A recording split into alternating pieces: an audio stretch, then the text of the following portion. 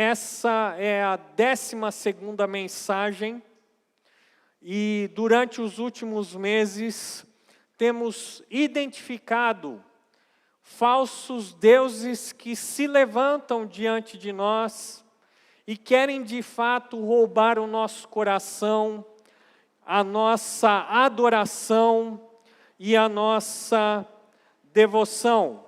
E eu quero que vocês se lembrem juntamente comigo algumas coisas que nós temos enfatizado durante essas semanas. Em primeiro lugar, nós temos dito que um ídolo é qualquer coisa ou pessoa que ocupe o lugar de Deus em nossas vidas. Um ídolo é um Deus falso. Um ídolo não é só feito de uma escultura de madeira ou de barro, não é simplesmente uma pintura, não é simplesmente um objeto, mas pode ser qualquer coisa, ou até mesmo uma pessoa que se torne mais importante que Deus em nossas vidas. Nós também vimos que esse ídolo se torna um falso Deus porque ele ocupa a nossa mente, os nossos planos, o nosso tempo, o nosso recurso e principalmente a nossa energia.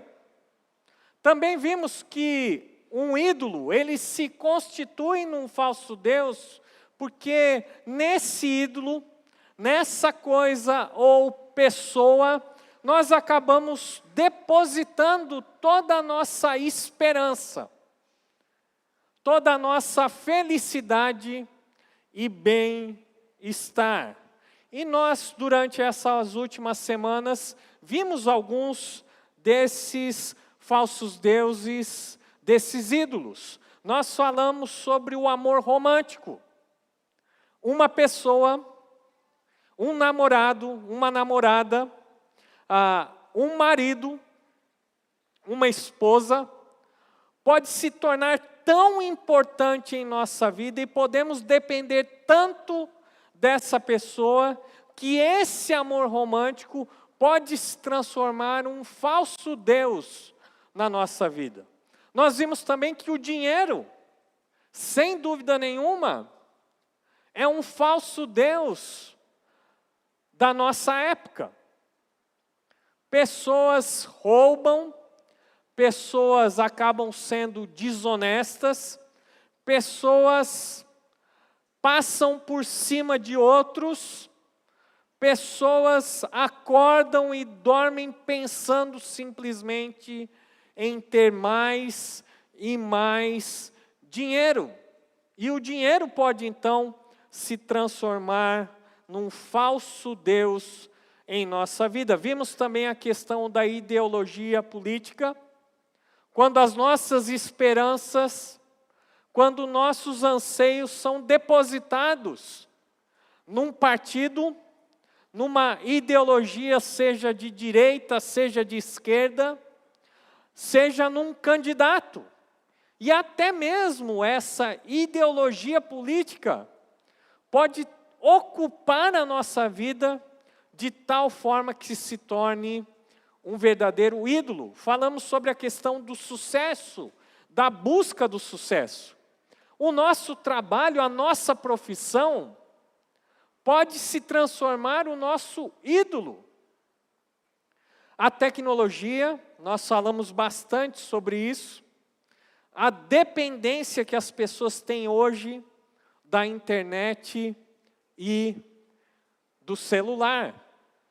E é muito interessante porque a tecnologia nos aproxima de pessoas que estão distantes, mas nos afasta das pessoas que estão mais próximas. Nós temos experimentado o efeito disso todos os dias. As pessoas já não mais se cumprimentam nas ruas, porque estão encurvadas, olhando para a tela do celular. As famílias já não conversam mais entre si. Porque o pai está no computador, a mãe está no tablet, o filho está no celular. Problemas que nós temos. A reputação pode se transformar um ídolo na nossa vida. Os filhos podem ser um ídolo em nossa vida. E é importante nós nos lembrarmos que coisas boas, necessariamente boas, infelizmente podem se tornar esses falsos deuses em nossas vidas. E hoje eu gostaria de conversar com vocês sobre a idolatria de imagens e esculturas. E justamente esse tema ficou para o final da nossa série, porque nós queríamos evitar que alguém pensasse de uma maneira equivocada que idolatria só diz respeito a imagens, esculturas e divindades dos povos pagãos. E nós já vimos que idolatria é qualquer coisa ou pessoa que tome o lugar de Deus em nossa vida. E eu quero falar, antes de nós realmente estudarmos a palavra de Deus, que de forma alguma o nosso intento nessa noite é trazer uma crítica ou simplesmente falar que a idolatria ela é algo que não agrada a Deus. O objetivo não é esse. O objetivo não é descaracterizar ou até mesmo difamar qualquer tipo de religião. O nosso objetivo nessa noite, pelo contrário, é buscarmos respostas na palavra de Deus. Para que então nós possamos, diante daquilo que Deus diz, não diante daquilo que eu acho ou que outras pessoas acham ou pensam a respeito da idolatria de imagens e esculturas. E o meu objetivo nessa noite é responder uma pergunta. Qual é o problema com a adoração de imagens e esculturas? Eu quero que você abra a sua Bíblia agora, lá no texto de Êxodo, capítulo 20, e nós vamos ver os versículos de 3 a 6. Para aqueles que estiveram no ano passado aqui, nós tivemos uma série de mensagens falando sobre os 10 mandamentos. E eu acredito que dentro desse tema de falsos deuses, de idolatria, é importante nós visitarmos novamente aquilo que a palavra de Deus fala a respeito da idolatria. Êxodo capítulo 20, de 3 a 6, nós vemos assim: não terás outros deuses além de mim, não farás para ti nenhum ídolo, nenhuma imagem de qualquer coisa no céu, na terra ou nas águas debaixo da terra. Não te prostrarás diante deles, nem lhes prestarás culto, porque eu, o Senhor teu Deus, sou Deus zeloso, que castigo os filhos pelos pecados de seus pais, até a 3ª e 4ª geração daqueles que me desprezam, mas trato com bondade até 1000 gerações aos que me amam e guardam os meus mandamentos. Em primeiro lugar, nós vemos que a palavra de Deus trata muito a respeito desse tema. E é interessante porque esses mandamentos da palavra de Deus não foram entregues a um povo pagão que adorava uma outra divindade, seja ela em forma de algum animal ou de alguma ave, como acontecia no reino do Egito. Esse mandamento foi dado para o povo de Deus, para os israelitas, aqueles que conheciam o único e verdadeiro Deus. E uma vez que Deus deu esse mandamento para o seu povo, Ele sabia que esse povo teria dificuldade em observar esses mandamentos. E quando nós vemos toda a história do povo de Israel no Antigo Testamento, do povo de Deus, nós vemos que sempre o povo de Israel caía nesse mesmo pecado, o pecado da idolatria. Sempre que eles tinham contato com outros povos, ao invés do povo de Deus influenciar essas outras nações, eles acabavam importando os cultos aos outros deuses e fazendo um verdadeiro sincretismo. E isso era algo que Deus proibia, que Deus já tinha manifestado a sua vontade em relação a esse tema. A idolatria, a adoração a outros deuses, a imagens e esculturas, é uma quebra do primeiro e do segundo mandamento. E é isso que nós vemos em Êxodo capítulo 20, versículo 3 a 6. Olha só, o primeiro mandamento diz: não terás outros deuses além de mim.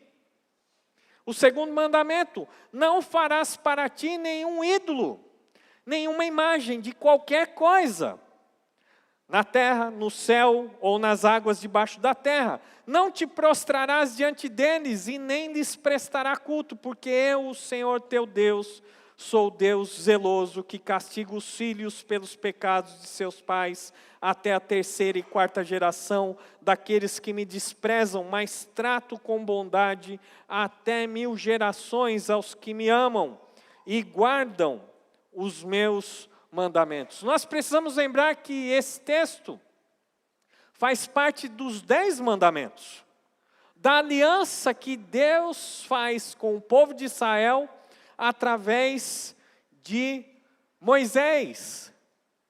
E Deus aqui, Ele relembra o povo que Ele é o Senhor, o único e verdadeiro Deus. Ele já tinha manifestado o seu nome para Moisés. E o nome de Deus é Eu Sou. Eu sou o que sou. Eu fui no passado, eu sou no presente e serei no futuro. Deus é o Deus eterno. Ele é incomparável. E porque Ele é incomparável, nós não devemos, de forma alguma, tentar caracterizá-lo através de um objeto feito pelas nossas próprias mãos. O texto nos diz: não terás outros deuses diante de mim. Nenhum Deus que concorra com o Senhor em nossas vidas. Não devemos fazer nenhum tipo de representação. Não devemos prestar culto a essas representações de Deus. E com certeza, a idolatria é um pecado que ofende a pessoa de Deus. E isso muitas vezes não fica claro na mente das pessoas. Mas qual é o problema? O problema, em primeiro lugar, é que a idolatria quebra o primeiro e o segundo mandamento da lei de Deus. Em terceiro lugar, é que quando nós criamos um ídolo em forma de uma escultura, de uma imagem. Nós estamos tirando Deus do primeiro lugar e colocando esse objeto no lugar de Deus. A idolatria também é a redução de Deus. É você tentar, de alguma maneira, representar Deus, que é incomparável, que não pode ser descrito, que não pode ser visto, que não pode ser tocado, e tentar fazer com que aquele objeto, de alguma maneira, represente a pessoa de Deus. Não é só uma redução de Deus, mas é uma distorção da sua imagem. É tentar mudar a sua glória em semelhança às coisas que foram criadas. Por isso Deus proíbe a idolatria, porque Ele é o Deus criador.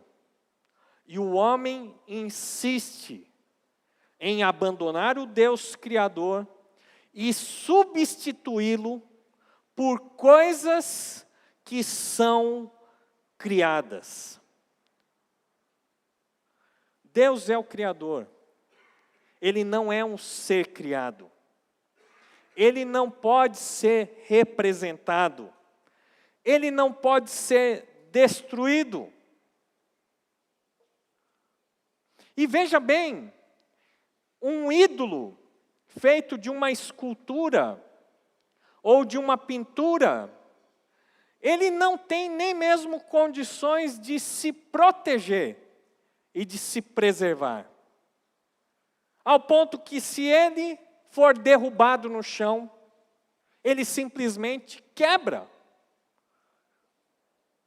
Portanto, nós precisamos entender por que Deus proíbe a idolatria no meio do seu povo. E eu quero compartilhar com vocês algumas razões por que nós temos o problema com a idolatria. Em primeiro lugar, eu quero convidá-lo a abrir a sua Bíblia em Romanos, capítulo 1. Nós vamos fazer a leitura do versículo 18 até o versículo 25. E o primeiro problema que nós temos com a idolatria é que a idolatria é uma substituição de Deus. É você abandonar o Deus criador de todas as coisas, o Deus que é o Deus invisível, e substituí-lo por algo visível. Olha só o que a palavra de Deus nos diz em Romanos 1, de 18 a 25. Portanto, a ira de Deus é revelada do céu contra toda impiedade e injustiça dos homens que suprimem a verdade pela injustiça. Pois o que de Deus se pode conhecer é manifesto entre eles, porque Deus lhes manifestou. Pois desde a criação do mundo, os atributos invisíveis de Deus, seu eterno poder e sua natureza divina têm sido vistos claramente, sendo compreendidos por meio das coisas criadas. De forma que tais homens são indesculpáveis, porque tendo conhecido a Deus, não o glorificaram como Deus, nem lhe renderam graças. Mas os seus pensamentos tornaram-se fúteis, e os seus corações insensatos se obscureceram. Dizendo-se sábios, tornaram-se loucos, e trocaram a glória do Deus imortal por imagens feitas segundo a semelhança do homem mortal, bem como de pássaros, quadrúpedes e répteis. Por isso Deus entregou a impureza sexual segundo os desejos pecaminosos dos seus corações, para a degradação dos seus corpos entre si. Trocaram a verdade de Deus pela mentira. E adoraram e serviram as coisas e seres criados, em lugar do Criador, que é bendito para sempre. Amém. Aqui o apóstolo Paulo está escrevendo aos cristãos de Roma, e ele tem uma preocupação em mente: defender a necessidade da pregação do Evangelho diante das pessoas que nunca ouviram falar nada a respeito de Deus e da pessoa de Jesus Cristo. Essa é a preocupação primeira do apóstolo Paulo. E ele aqui, ele está falando que as pessoas que ainda não conhecem a Deus, que não conhecem a salvação oferecida em Jesus Cristo, eles precisam conhecer as boas novas do Evangelho. Caso contrário, eles serão condenados. E por que eles serão condenados? Porque eles tiveram a revelação geral de Deus. E o que significa a revelação geral de Deus? A revelação geral de Deus é aquilo que é comum a todos os homens, a todos os seres humanos, em todos os países, em todos os cantos do mundo. Pense, quem sabe, no indígena, que nem teve ainda contato com o homem branco. Mas aqui Paulo diz que até mesmo esse indígena, que não teve contato com o homem branco, que não ouviu falar ainda da palavra de Deus, mesmo ele é indesculpável, porque ele, ao observar a criação do mundo, ao observar a natureza, ele pode chegar a duas conclusões básicas. Primeira, tem que existir um Deus. Já que existe um mundo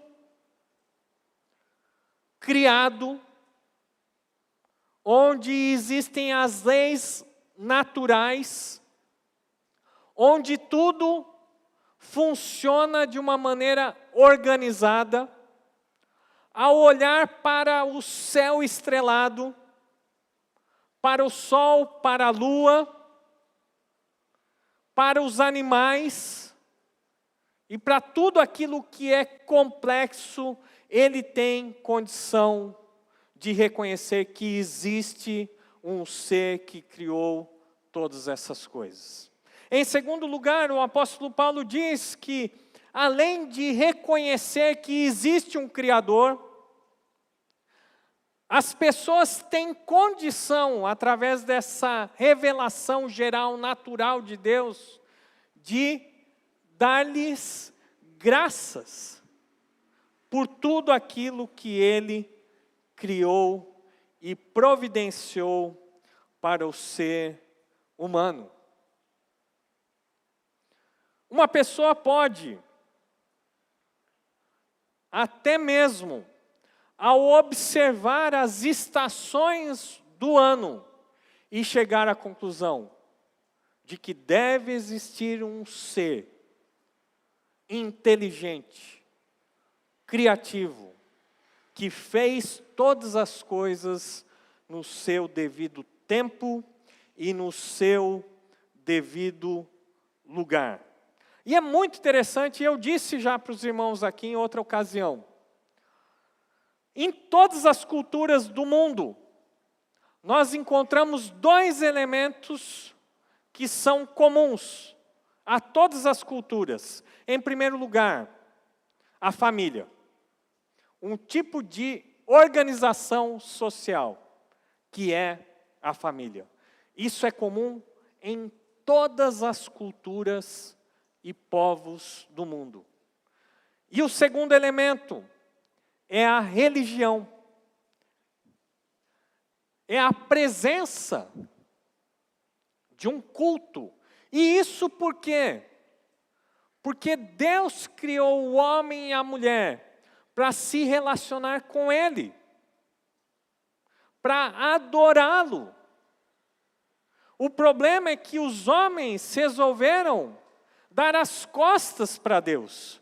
E quando isso acontece, eles substituem Deus, que deve ser adorado, deve ser cultuado, por qualquer outra divindade, ou qualquer outro ídolo, ou imagem que represente essa divindade, a quem esse homem presta culto. Nós podemos observar que todos os pecados e misérias desse mundo têm a sua origem no impulso que o homem, o ser humano, tem em fabricar ídolos, em fabricar substitutos para Deus em sua vida. Enquanto que o ateísmo é a supressão de Deus do mundo, não, Deus não existe. Ele não existe nesse mundo e Ele não existe na minha vida. A idolatria é a substituição de Deus por um outro falso Deus. Deus não pode ser materializado. Deus não pode ser controlado, manipulado. Deus, Ele não está ao nosso serviço. Por isso que a idolatria é um grande problema na vida das pessoas. E por isso que a idolatria é um pecado sério diante de Deus. Mas tem outras coisas que são importantes nós pensarmos a respeito da idolatria. Em segundo lugar, a idolatria é uma ofensa contra Deus. Vamos ver o Salmo 115, de 1 a 8. Abre a sua Bíblia lá no Salmo 115, de 1 a 8. E o Salmo nos diz assim: por que perguntam as nações, onde está o Deus deles? O nosso Deus está nos céus e pode fazer tudo o que lhe agrada. Os ídolos deles, de prata e ouro, são feitos por mãos humanas. Têm boca, mas não podem falar. Têm olhos, mas não podem ver. Têm ouvidos, mas não podem ouvir. Nariz, mas não podem sentir cheiro. Têm mãos, mas nada podem apalpar. Pés, mas não podem andar. Nem emitem som algum com a garganta. Tornem-se como eles aqueles que os fazem, e todos os que nele confiam. A fabricação de um ídolo, de um falso Deus, e mais, a atribuição a esse objeto, e dizer que esse objeto é uma divindade, é Deus, é uma ofensa muito grande diante do Senhor. E isso por quê? Porque os ídolos, eles são totalmente diferentes do Senhor. Eles não têm vida em si, eles não têm poder, eles não têm nenhum tipo de capacidade de proteger e de beneficiar os seus adoradores. E o Salmo aqui descreve como são os ídolos. Eles têm olhos, mas eles não veem. Eles têm ouvidos, mas eles não escutam. Eles têm mãos, mas eles não conseguem apalpar. Eles têm um nariz, mas eles não podem sentir o cheiro. Eles têm pés, mas eles não podem andar. E das suas gargantas não sai som algum. Por que que a idolatria é uma ofensa para com Deus? Porque quando nós adoramos um objeto, uma imagem, uma escultura, nós estamos dando a dignidade que só pertence a Deus a essas coisas que são pequenas e finitas. O que um ídolo pode fazer por uma pessoa? Será que ele pode escutar? Será que ele pode ver? Será que ele pode andar? Será que ele pode falar? E a resposta é não. O problema com a idolatria é que muitas vezes nós colocamos a nossa esperança e a nossa fé nessas coisas que não representam Deus e, muito pelo contrário, são uma afronta, uma caricatura muito mal feita da pessoa de Deus. E por isso nós não podemos atribuir a nenhum tipo de objeto, não podemos considerar esses objetos como fins de culto, propósito. Não devemos colocar a nossa esperança e a nossa satisfação nessas coisas. Mas tem mais uma razão, porque o pecado da idolatria é tão sério diante de Deus. Porque além de ser uma tentativa de substituir Deus, além de ser uma ofensa contra Deus, a idolatria também produz engano. Veja o texto de Oséias, profeta menor. Oséias capítulo 4, o versículo 12. Olha só o que a palavra de Deus nos diz. Eles pedem conselhos a um ídolo de madeira, e de um pedaço de pau recebem resposta. Um espírito de prostituição os leva a desviar-se. Eles são infiéis ao seu Deus. E aqui nós precisamos entender um pouquinho a mensagem de Oséias. Oséias foi um profeta levantado por Deus para dramatizar na sua história pessoal como Deus se sentia em relação ao seu povo.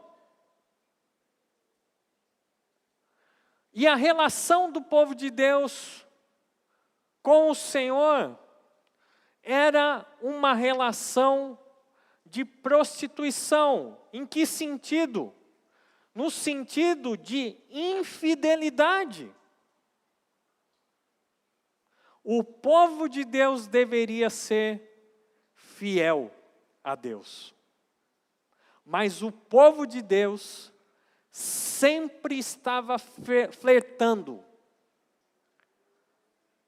com os deuses das outras nações. Por várias vezes, o povo de Deus abandonava Deus para se dedicar a esses outros falsos deuses. E aqui o profeta Oséias diz o seguinte, que eles pedem conselhos a um ídolo de madeira. E desse pedaço de pau, eles recebem resposta. Atribuir divindade a um pedaço de madeira é um auto-engano. é você ser induzido ao erro. Acreditar que realmente Ele irá te atender. Ele irá te escutar. Ele irá te proteger. Atribuir divindade a uma imagem, uma escultura, é diminuir a importância de Deus e a sua ação em nossas vidas. Por isso a idolatria produz engano, porque as pessoas acabam acreditando realmente que não é o Senhor, não é Deus que deve ser a nossa fonte de esperança e de felicidade, a nossa fonte de proteção e de bênção, mas sim qualquer outra coisa que nós atribuímos poder e dignidade que deveriam ser dadas exclusivamente a Deus. E em último lugar, a idolatria, ela produz condenação. 1 Coríntios 6, versículos 9 e 10. Depois vamos ver Apocalipse 21, 8. 1 Coríntios 6, 9 e 10 diz assim: vocês não sabem que os perversos não herdarão o reino de Deus? Não se deixem enganar, nem os imorais, nem os idólatras.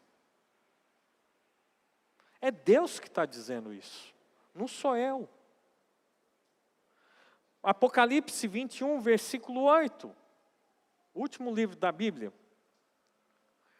Mas os covardes, os incrédulos, os depravados, os assassinos, os que cometem imoralidade sexual, os que praticam feitiçaria, os idólatras, o lugar deles será no lago de fogo, que arde com enxofre. Essa é a segunda morte.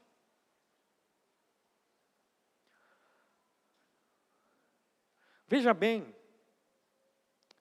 a questão da idolatria é algo extremamente sério na palavra de Deus. Não é uma questão de religião, de costume, de formas de adorar a Deus, porque o próprio Deus, na sua palavra, condena essas práticas. E por que que nós somos idólatras? Primeiro, porque nós fomos criados para adorar. Mas nós somos criados para adorar a Deus. O problema é que muitas vezes nós rejeitamos Deus. Nós não queremos o Senhor. Nós não queremos cultuar, servir o Deus que é revelado na sua palavra e através da pessoa de Jesus Cristo. Nós rejeitamos a Deus e queremos colocar um outro substituto. E a questão da idolatria, ela é muito sutil, mas o fim da idolatria não é o falso Deus representado, mas somos nós mesmos. E por que isso? Porque nós cultuamos uma imagem, um objeto, uma escultura, e esperamos que aquele objeto, então, realize a nossa vontade.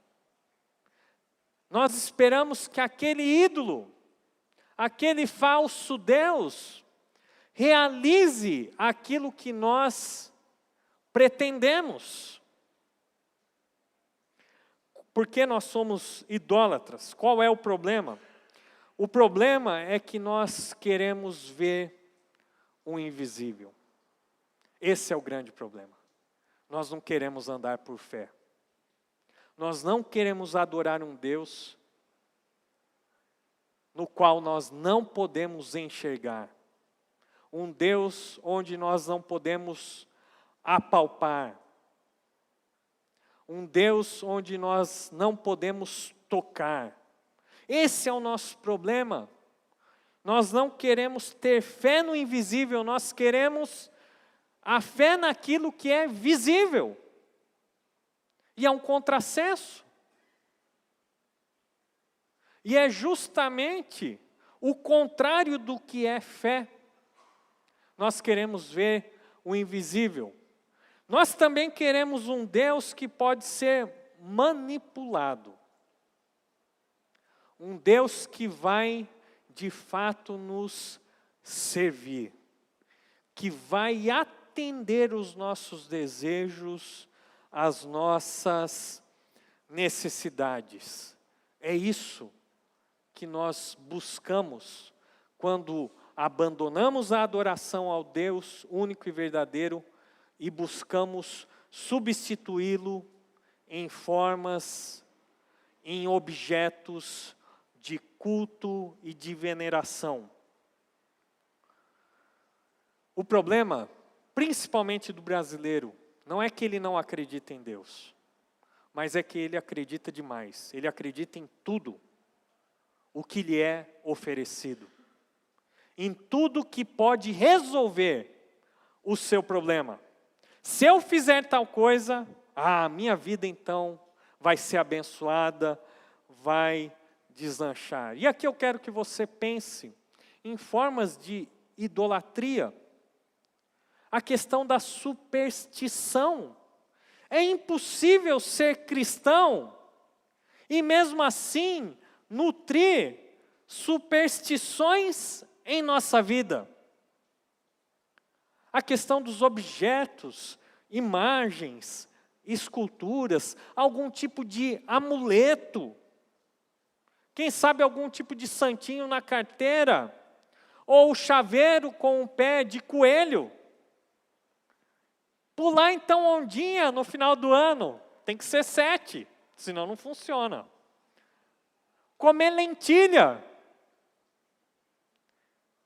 Uma coisa que minha mãe sempre dizia, né? Olha, no ano novo a sua carteira tem que estar cheia. Porque se estiver vazia você vai passar o ano inteiro sem dinheiro. Superstição. Vestir roupa branca. Nada contra, tá bom, gente? Mas por que isso? Não, porque se não tiver de branco a coisa não vai... Será que é verdade isso? Um tipo de crucifixo, crendo que o fato de nós carregarmos um crucifixo no nosso peito, então nós estaremos protegidos. Sem o crucifixo, Deus não vai nos proteger. Vamos pensar em algumas idolatrias evangélicas. Pense só, tá? Colocar o copo d'água em cima da televisão para o pastor abençoar. Que isso? Lenço ungido, rosa ungida, até meia ungida tem. Óleo ungido, e assim vai. Nós começamos a substituir Deus. A nossa confiança em Deus. E começamos a confiar muito mais nessas coisas que são visíveis e que podem ser carregadas. O cristão não pode crer na sorte ou no azar, porque é sempre Deus que dirige a sua vida. Cristão lendo horóscopo. Não, de jeito nenhum não são os astros que determinam o nosso destino. É o Senhor, um tipo de panteísmo, acreditar que tudo é Deus, que todas as coisas criadas são Deus. Não! Porque Deus é o grande eu sou. Ele não é criado, Ele é criador. Será que você tem alguma idolatria que você cultiva na sua vida? Pode ser uma imagem, pode ser um objeto, pode ser um tipo de crendice. Veja bem, Deus não se agrada da idolatria, porque esse tipo de idolatria não o representa, pelo contrário, reduz quem Ele é, ou o substitui em nossas vidas. Por isso Deus falou com o povo de Israel. Por isso Ele disse: eu sou o Senhor, o teu Deus, que te tirei da terra do Egito. Não terás outros deuses diante de mim. Não farás nenhum tipo de imagem, de escultura. E o texto lá de Êxodo, capítulo 20, importante nós voltarmos. Ele fala e nos adverte sobre as consequências do pecado, da idolatria. E Deus diz assim: não te prostrarás diante deles, nem lhe prestarás culto, porque eu, o Senhor teu Deus, sou Deus zeloso. Deus zeloso, a ideia aqui é um Deus que tem ciúmes no bom sentido. No sentido de que Ele tem uma aliança com o seu povo. De que nós, e somente nós pertencemos a Ele, e somente a Ele.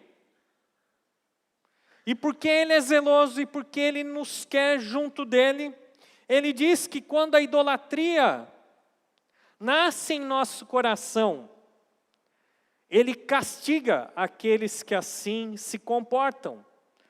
Deus zeloso que castiga os filhos pelos pecados de seus pais até a terceira e quarta geração daqueles que me desprezam, mas trato com bondade até 1000 gerações aos que me amam e guardam os meus mandamentos. E a gente faz uma grande confusão, e eu disse isso quando nós estudamos esse texto. E aqui nós não estamos falando de um tipo de maldição hereditária, que algo que o seu avô fez A e porque ele fez A, você está aqui sofrendo as consequências do erro dele. Mas aqui Deus está falando de uma condição daqueles que se afastam de Deus e acabam permanecendo nessa condição, geração após geração. E por isso sofrem as consequências. Mas mais importante do que o castigo do Senhor sobre as gerações é a bondade do Senhor. Porque veja bem o que o texto diz: mas trato com bondade até 1000 gerações aos que me amam e guardam os meus mandamentos. E qual é a ideia aqui? A ideia é a ideia de que aqueles que se voltam contra Deus, eles são castigados. Mas a bondade de Deus é infinitamente maior sobre a vida daqueles que amam e guardam os seus mandamentos. Por isso, nenhum de nós deve ter medo. Ah, será que eu estou sofrendo alguma? Não, porque a bondade de Deus dura para sempre. Será que você tem alguma idolatria no seu coração? Será que algo tem substituído Deus na sua vida? Será que isso tem se manifestado de uma forma material? Que nós possamos nos colocar diante de Deus e adorar o Deus que não vemos, mas o Deus que sempre nos vê. Abaixe sua cabeça, feche seus olhos, nós vamos orar. Senhor Deus, nosso Pai, pedimos nesse momento que o Senhor nos mostre, nesse momento, se existe algum ídolo em nossa vida. Algo, ou até mesmo uma pessoa que acaba roubando o seu lugar em nossas vidas. Será que nós temos recorrido a algumas representações do Senhor? E isso tem lhe ofendido, ó Deus? Se for assim, nós pedimos perdão. E nós declaramos agora que queremos viver pela fé, servir exclusivamente o Senhor. Nós te pedimos, ó Deus, essas coisas, no nome de Jesus Cristo. Amém. Amém. Deus abençoe.